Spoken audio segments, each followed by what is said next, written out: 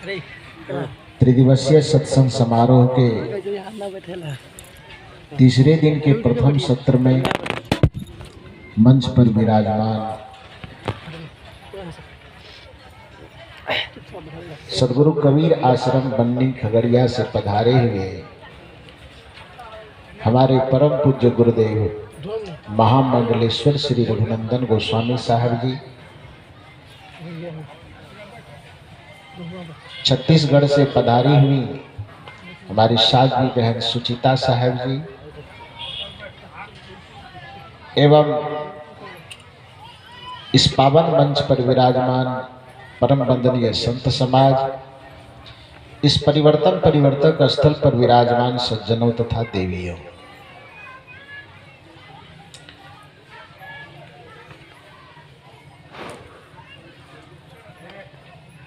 अध्यात्म के रास्ते में जब हम चलते हैं तो उसमें हमारी कामना सिर्फ इतनी रहती है कि दुखों से सर्वथा हमें मुक्ति मिल जाए। इसी को कोई बंधन से मुक्ति कहते हैं, इसी को कोई जन्म मरण के चक्र से मुक्ति कहते हैं, इसी को कोई भवरोग से भवदुख से मुक्ति कहते हैं। सबका अभिप्राय एक ही है, चाहे बंधन से दूर होना कहे, चाहे भवचक्र से दूर होना कहे, चाहे जन्म मरण के चक्र से दूर होना कहे, चाहे दुखों का सर्वथा अभाव कहे, दुखों की आत्यंतिक निवृत्ति कहे, सबका अर्थ एक ही है। इन दुख से छूटने का क्या उपाय है कि आत्मा सर्वथा दुखों से कैसे मुक्त हो सके, इसका उपाय क्या है? इसका एक ही उपाय है कि संसार से आत्मा के संबंध को तोड़ दिया जाए। इस चीज का सम्यक अर्थ न समझ पाने के कारण इसकी बहुत सारे लोगों ने इसकी गलत व्याख्या की। संसार से संबंध तोड़ने का अर्थ लोगों ने लगा लिया कि संसार मैंने घर छोड़ करके पहाड़ की गुफा में चला जाएगा। संसार छोड़ने का अर्थ लोगों ने ये लगा लिया कि कपड़ा शर्ट फुल पेंट बदल करके धोती कुर्ता पहन लेना या ये उजला वाला पहन लेना, ये संसार तोड़ने का, संसार छोड़ने का अर्थ बना दिया लोगों ने। संसार छोड़ने का अर्थ यह बना लिया कि घर, माता पिता, कुल परिवार छोड़ दिए, बस संसार छूट गया। वस्तुतः संसार छोड़ने का ये अर्थ नहीं है। संसार छोड़ने का अर्थ, एक उदाहरण से इसको हम समझें तो बात समझ में आएगी कि एक नदी की धारा प्रवाहित हो रही है। स्वाभाविक बात है कि वो दो किनारों के बीच बंद करके ही प्रवाहित हो रही है। गंगा नदी ही मान लीजिए कि गंगा नदी की, कोसी नदी की प्रवाहित हो रही है। दो किनारा है, एक ये किनारा, दूसरा वो किनारा। दोनों किनारे पर बसे लोगों को एक दूसरे से कोई संपर्क नहीं है। उधर वाला उधर, इधर वाला उधर।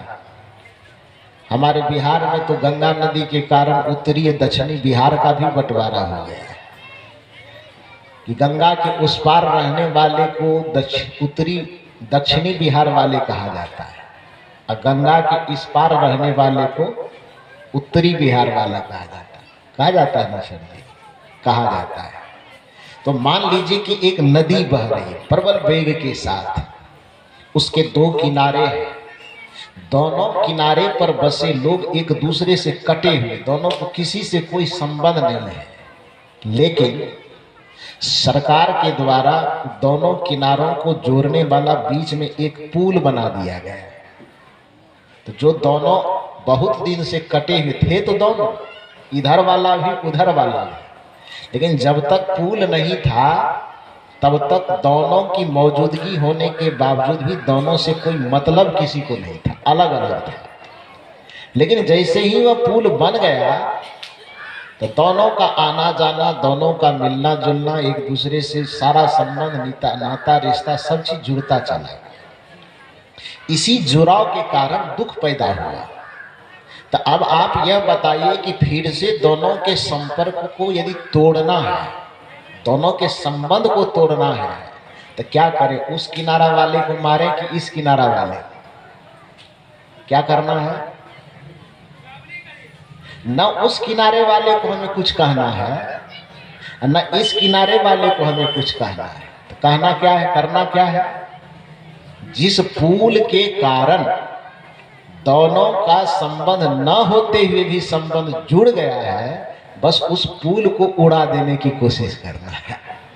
पुल खत्म, दोनों का संबंध खत्म। उसी प्रकार से हमारे और आपके जीवन का ये दो किनारा, एक किनारा आत्मा, दूसरा किनारा ये संसार अर्थात शरीर।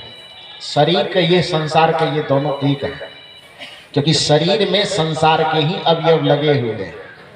इस शरीर के अंदर 5 तत्व, मिट्टी, पानी, आग, हवा, 5वां आकाश, कोई तत्व मानते हैं, कोई नहीं मानते। वो झंझट में मत करिए, 5 ही कह लीजिए। क्षितिजल पावक गगन समीरा पंच रचित यह अधम शरीरा, गोस्वामी तुलसीदास जी ने कहा कि 5 तत्वों के समूह से यह शरीर बना है, 5 विषय के समुच्चय से यह शरीर निर्मित हुआ है, 25 प्रकृति इसके अंदर है। तो जो इस समूह विराट प्रकृति के अंदर आप देख रहे हैं, जितना चीज, उस सारे चीजों का संग्रह इस शरीर के अंदर भी है। इसलिए शरीर कहें अथवा संसार कहें, दोनों बराबर है। तो हमारे जीवन का 2 किनारा, एक किनारा शरीर अथवा संसार और दूसरा किनारा हमारी आत्मा। ये दोनों अलग अलग छोर है, लेकिन ये दोनों अलग छोर को जोड़ने वाला जो चीज है, पुल का जो काम करता है, वो पुल का काम कौन करता है? हमारा मन। मन का ही संबंध आत्मा से भी जुड़ा हुआ है, अब मन का संबंध इस शरीर से, संसार से भी जुड़ा हुआ है। यदि किसी महापुरुष ने हमें आपको यह समझाया कि हमें संसार से संबंध तोड़ना है, तो संसार से संबंध तोड़ने का मतलब घर छोड़ करके गुफा में जाना नहीं होता है।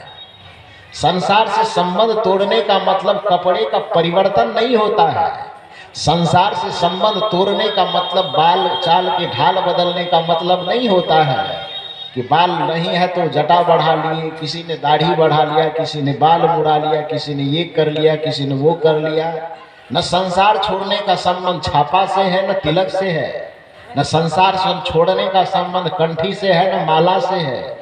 संसार छोड़ने का संबंध सिर्फ इस बात से है कि मन और शरीर को, आत्मा और शरीर के दोनों को जो जोड़ करके रखने वाला पुल है, उस पुल को गिरा दिया जिसने, उसका संबंध संसार से छूट गया। चाहे वो घर में है कि पहाड़ में, इससे कोई मतलब नहीं रहता है। मन को गिराने की कोशिश कीजिए, और मन किस चीज से गिरेगा? मन गिराने का पूरे संसार में एक ही रास्ता है, जिस रास्ता का नाम है ध्यान करना। बाकी और जितने सारे चीज है, चाहे आप प्रार्थना करते हैं कि पूजा करते हैं कि पाठ करते हैं, वो ध्यान के सहयोगी हैं, वो अच्छा चीज है। संयम का पालन करते हैं, बढ़िया बात है। सदाचार का पालन करते हैं, बढ़िया बात है। कोई कीर्तन भजन गाते हैं, वो बढ़िया बात है। कोई प्रार्थना करते हैं, वो बढ़िया बात है, करना चाहिए। लेकिन अंतिम वार जो करेगा, अंतिम प्रहार जिस एटम बम से वो पुल टूटने वाला है, उस एटम बम का नाम है ध्यान। उससे ही आपका मन गलेगा, उससे ही आपका मन जलेगा।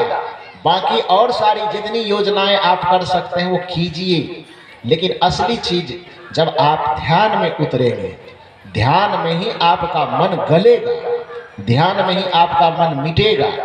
क्योंकि मन का संबंध, सीधी सी बात है, ध्यान बाह्य संसार से संबंध को तोड़ करके आंतरिक जगत से नाता जोड़ने का दूसरा नाम ध्यान है। अब बाहर से संपर्क जैसे जैसे टूटेगा, आपका मन कमजोर होगा। क्यों? मन इसलिए कमजोर है, मन पुष्ट कैसे होता है? संसार के विषयों से जब तक हमारी चेतना का लगाव होता है तो हमारा मन बलवान होता है, और संसार के विषयों से जैसे जैसे हमारा लगाव घटते जाता है, वैसे वैसे हमारा मन कमजोर होता है। एक हाथी को अपने बस में करने वाला महावत क्या करता है? हाथी के पास जितनी ताकत है, और उसके ताकत से हम अपनी ताकत की आजमाइश करने जाएंगे तो हाथी को बस में कर पाएंगे? वो जाएंगे उसको पकड़ने के लिए, एक लात मारेगा तो 74 कोस आगे जा करके गिरेंगे, और उसमें भी नक्शा सही नहीं रहेगा किसी का।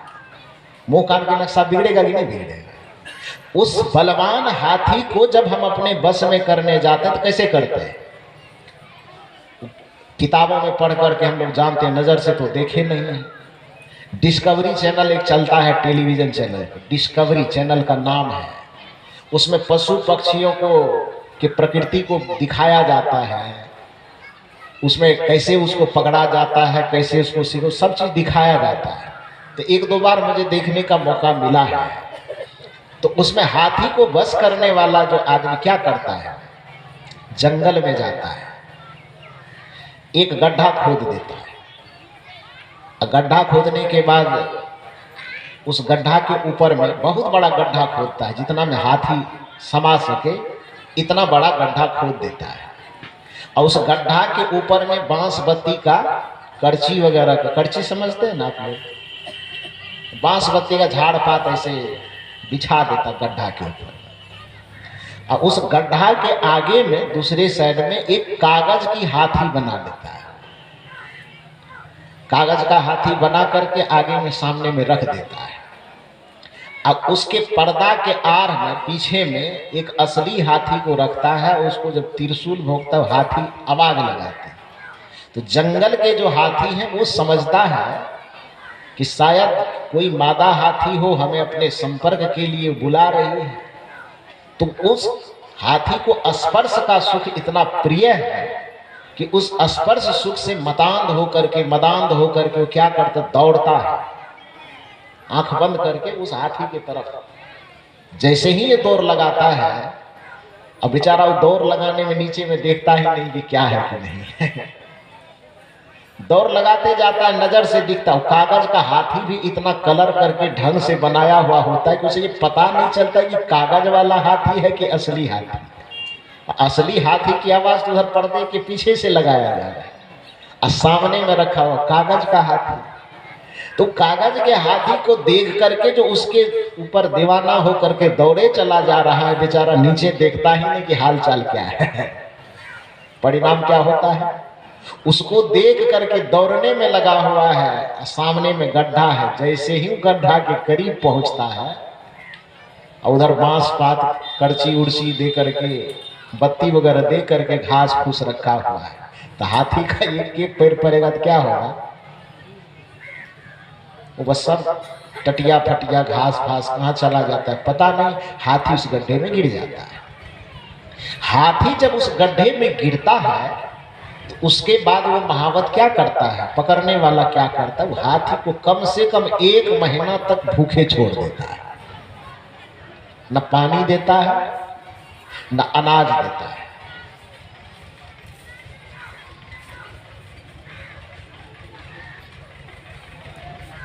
न उसको पानी देता है, न अनाज देता है। परिणाम क्या होता है, भूखे प्यासे धीरे धीरे वह हाथी इतना कमजोर हो जाता है। जब वह शरीर से, मन से, आत्मा से, हर चीज से कमजोर हो गया, न शरीर बल काम कर रहा है उसका, न मनोबल काम कर रहा है उसका, न आत्मबल काम कर रहा है उसका, उसके बाद जाता है अब बगल से जेसीबी से कोदाली से खान करके एक रास्ता बनाता है, ऊपर से जा करके हाथी के ऊपर उछल के चढ़ जाता है। उसके बाद हाथी को इतनी भी ताकत नहीं रहती कि इसको सूर से भी उठा के मार दे कि काहे हम पर कुदक रहे हो। वो हाथी कुछ कर नहीं पाता है। फिर उसको उस गड्ढे में से किसी तरह निकाल करके, जैसे भी हो निकाल करके लाता। हाथी के पास कोई ताकत नहीं बचती कि पैर चला सके, कि पूंछ चला सके, कि सूर चला सके। अर्थात बलवान हाथी को अपने बस में करने का यही तरीका है कि किसी भी तरह से उसके अन्न पानी को यदि बंद कर दिया जाए, उसको कमजोर कर दिया जाए, तभी उसको बस में किया जा सकता है। उसी प्रकार से इस मन का उदाहरण कबीर साहब ने हाथी से ही दिया है। वहां मन गजेंद्र माने नहीं, मन को क्या कहा, गजेंद्र कहा। गज मन हाथी, गजेंद्र मन हाथियों का भी राजा। एक तो हाथी ताकतवर होता ही है, लेकिन हाथियों का यदि सरदार हो तो और ताकतवर हो, तब सरदार बना होगा वो। इस मन को कबीर साहब सामान्य हाथी नहीं कहता, हाथियों का सरदार कहता है। मन गजेंद्र माने नहीं, चले सुरत के साथ, महावत बेचारा क्या करे जब अंकुश नाही हाथ। तो ये कबीर साहब ने इस मन को हाथियों का राजा कहा। जब एक हाथी को पकड़ने का तरीका यह है, उसको बस में करने का तरीका यह है कि सबसे पहले खाना पीना उसका बंद करके उसको कमजोर कीजिए, तब उसको अपने बस में कीजिए। तो फिर मन हाथियों का जो सरदार है, इस मन रूपी हाथी को अपने बस में कैसे किया जाए? इसके भी खाना पीना को बंद कीजिए। इसके खाना पीना को कैसे बंद करेंगे? इसका खाना पीना क्या है? मन का खाना पीना क्या है? आंख से जो रूप को ग्रहण करता है यही मन का भोजन है। कान से जो विषय पूर्ण शब्दों को ग्रहण करता है यही मन का भोजन है। जीभ से जो रसीला रसीला चीज चखता है, स्वाद में फंसा हुआ, यही मन का भोजन है। नाक से जो अच्छे बुरे गंध लेते हैं यही मन का भोजन है। तो जैसे हाथी को बस में करने के लिए हाथी को भूखा रखना आवश्यक है, उसी तरह से मन को कमजोर करने के लिए मन को भूखा रखना आवश्यक है। अब मन को भूखा कब रखेंगे? जब सुमिरन सुरत लगाए के मुखते कछु न बोल। अब बाहर के पट बंद कर अंदर के पट खोल। जैसे ही इंद्रियों के बहिर्मुखता के पट को हम बंद करके सहज और शांत और स्थिर होते हैं, वैसे ही संसार के विषयों से हमारा संपर्क कटता है और मन हमारा कमजोर होना शुरू हो जाता है। इसको एक और दूसरा उदाहरण से समझिए। एक गड्ढा है, उस गड्ढे के अंदर 5 नालियां लगी हुई है। पांचों नालियों से पांचों तरफ से पानी का प्रवाह आ रहा है। इसमें से सभी व्यक्ति को यह जिम्मेदारी दी गई कि भाई इस गड्ढा को सुखाना है, पानी को सुखा दीजिए। पहला काम क्या करना चाहिए? गड्ढा में कूद करके पानी को निकालना चाहिए, कि पहला काम ये करना चाहिए कि पानी जो आ रहा है उसको बंद करना चाहिए। पहला काम क्या करेंगे? पानी को बंद करना पहला काम, कि पानी आने देंगे और पानी उपसना शुरू करेंगे। क्या करना चाहिए समझदारी के साथ? इधर बोलो माता जी, क्या करना है? पहले बंद करना है। यदि बंद नहीं करेंगे तो बंद हम नहीं करेंगे, पोखर में डूब जाएंगे। बाल्टी से, लोटा से, कटोरी, जिस चीज से भी हो उस पानी को निकालते जाएंगे। पानी सूख जाएगा। कितना दिन में? अब पानी निकालने में सत्यनारायण कथा जो जप रहे हैं, हनुमान चालीसा, वो कोई प्रभाव नहीं डालेगा, वो कोई नहीं डालेगा। पानी हम निकालने की कोशिश कितनी भी करेंगे, कितना भी हम पानी निकालेंगे, किंतु यदि आने वाले पानी को हमने बंद नहीं किया है, उस गड्ढा को पानी से खाली करने का कोई उपाय नहीं है। जितना हम निकालेंगे, 1 बाल्टी निकालेंगे, उधर से 5 बाल्टी आके जमा हो जाएगा। तो समझदारी यह कहती, पहला काम क्या करना है? आने वाले पानी के स्रोत को बंद करना है। उसी तरह से ये पोखर जो, क्या आपका चित्त ही वह पोखर है।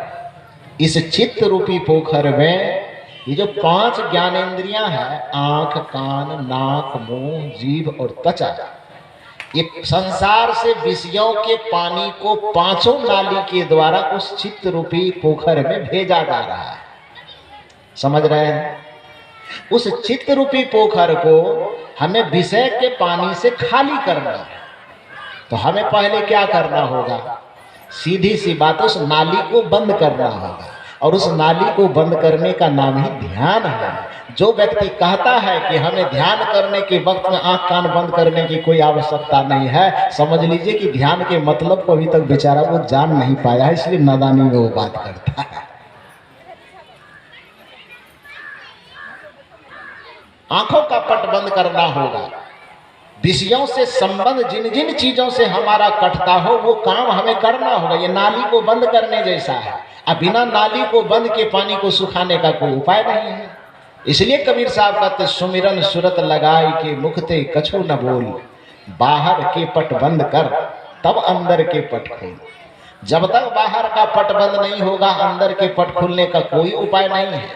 अंदर के पट को खोलने के लिए बाहर का पट बंद करना पड़ेगा। तो मैं ये कह रहा था कि दुनिया के जितने मनुष्य हैं सब दुखों से आत्यंतिक निवृत्ति चाहता है। इसके लिए एक ही उपाय कि संसार से आपका संबंध टूट जाए। तो संसार से संबंध टूटने का ये मतलब नहीं कि बेटा से संबंध टूट जाए। संसार से संबंध टूटने का ये भी मतलब नहीं है कि घर द्वार माता पिता की तरफ मुंह हो इसे पलट करके नहीं देखे।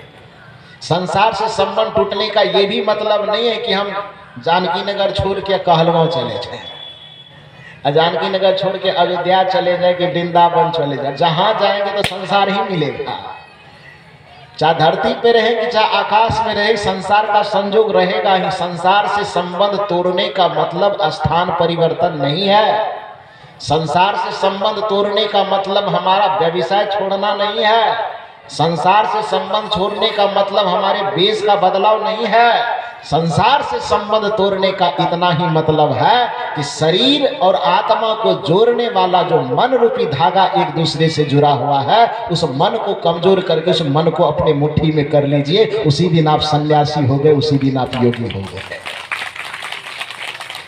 जब तक मन से संसार का संबंध जुड़ा हुआ है तब तक आप भोगी हैं। चाहे कोई भी हो, हम लोग हो कि आप लोग हो, कोई फर्क नहीं पड़ता। जब तक आत्मा शरीर और संसार के संबंध को ये मन जोड़ा हुआ है तब तक चाहे हम मठ में रहते हैं कि हम घर में रहते हैं, हम भोगी के श्रेणी में हैं। और जिस दिन चाहे हम जहां कहीं भी रहें, आत्मा और शरीर को जोड़ने वाले इस मन का संबंध टूट गया, चाहे हम घर में रह रहे हैं कि हम आश्रम में रह रहे, उसी दिन से हम योगी कहलाना शुरू कर देंगे, योगी हो जाएंगे। भोग के परिणाम में दुख मिलता है और बंधन मिलता है। योग के परिणाम में सुख मिलता है, मुक्ति मिलती है, आनंद मिलता है। उस योग को जीवन में धारण करके मन को समझिए और उस मन को प्रशमित करने का प्रयास कीजिए। मन बहुत ज्यादा बलवान है। गुरु मंत्र का जप करना, गुरु रूप का ध्यान करना, ये अत्यंत आवश्यक इसलिए है क्योंकि मन को बस में करने का वही उपाय है। ये मंच ऐसा मंच है जिस मंच पर भारतवर्ष के लगभग कोई ऐसे महापुरुष नहीं होंगे जो इस धरती पर नहीं आए। मैं तो कई बार इस चीज का जिक्र कर चुका हूं कि इस मामले में मैं सौभाग्यशाली हूं कि मेरे जीवन का पहला कोई ऐसा प्रोग्राम रहा होगा जिस साहबानी की धरती पर जो आम का गाछ देख रहे, पता नहीं उस समय होगा कि नहीं, मुझे नहीं मालूम, याद नहीं है उतना। लेकिन ये एक ऐसी धरती है कि इस धरती पर आकर के हम भी सत्संग सुनने वालों की कतार में कभी खड़े थे। यहाँ पर महापुरुष लोग प्रवचन करते थे। सदगुरु श्री अभिलाष साहब जी, चाहे सदगुरु श्री धर्मस्वरूप साहब जी, जो भी आए होंगे, उतना मुझे याद नहीं, इतना छोटे थे हम। और यहाँ पर कार्यक्रम सुनने थे। लेकिन ये याद है कि जगह उस सड़क के किनारे में दीवार के बगल में खड़ा होकर के हम सत्संग सुन रहे थे। उस दिन से यहाँ से महापुरुषों को जानते कि इतने इतने लोग यहाँ आते हैं। इस धरती पर आना तो अपने आप में सौभाग्य की बात है, जहाँ महापुरुषों के चरण रज पड़ चुका है। ऐसे ऐसे महापुरुष जिसकी गिनती नहीं की जा सकती, जिनके व्यक्तित्व का मूल्यांकन नहीं किया जा सकता। सदगुरु मुक्त स्वरूप साहब जी अपने आप में एक महान, हम लोग देखे तो नहीं है, लेकिन यहाँ के लोगों के द्वारा जो सुनते हैं, खाकी बाबा के संबंध में कितने सिद्ध संत हैं, जमुना बाबा के संबंध में, शिवधारी बाबा के संबंध में, मुक्त स्वरूप साहब जी को हमें हल्का फल्का देखने का मौका मिला है, देखे हैं। लेकिन उतना उनसे संपर्क करने का उतना कोई मौका नहीं लगा है, तो वहां से देखे हैं। और जितना बचपन से जानते हैं कि इस जगह पर सदगुरु कबीर साहब की परंपरा का या मानवता का उद्धार करने वाले महापुरुषों का सदा आना जाना यहाँ पर लगा रहा है। ऐसे जगह पर हम लोग आते हैं, ऐसे जगह पर बैठते हैं, तो यहाँ के संस्कार इतने प्रभावित करने वाले हैं। यहाँ की आभा मंडल में वो साधनात्मक वो लगाव गूंज रहा है कि इस जगह पर आने मात्र से आदमी की मानसिकता आधी शुद्ध हो जाएगी, उसका जीवन पवित्र हो जाएगा। इसको साहबानी आप जमीन धरती मत समझिए, यह एक पावन तीर्थ है, ऐसे तीर्थ में आना चाहिए। अरे तीर्थ किसे कहा जाता है? जो महापुरुषों की साधना स्थली हो उसी को तो तीर्थ कहा जाता है।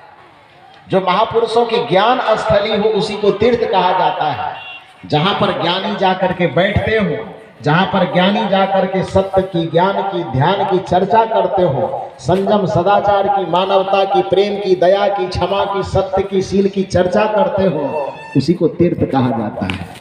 और मुझे लगता है कि शायद बिहार में इस धरती के जैसा ऐसा कोई धरती नहीं होगा जहां पर कि अनेकानेक महापुरुषों का पदार्पण हुआ है।